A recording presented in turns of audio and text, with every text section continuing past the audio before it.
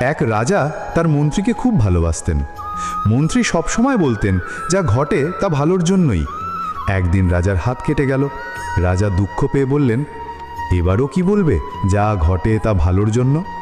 মন্ত্রী বললেন, হ্যাঁ মহারাজ, এটিও ভালোর জন্য। রাজা রেগে মন্ত্রীকে কারাবন্দী করলেন। কিছুদিন পর রাজা শিকারে গেলেন এবং অন্য রাজ্যের দস্যুদের হাতে ধরা পড়লেন। তারা দেবীকে নরবলি দিত, কিন্তু দেখল রাজার হাত কাটা, তাই তাকে ছেড়ে দিল। রাজা প্রাসাদে ফিরে এসে মন্ত্রীকে মুক্ত করলেন এবং তার কাছে ক্ষমা চাইলেন। আমাদের জীবনে অনেক দুঃখ আসে, কিন্তু মনে রাখতে হবে এর পেছনে কোনো না কোনো কারণ লুকিয়ে থাকে।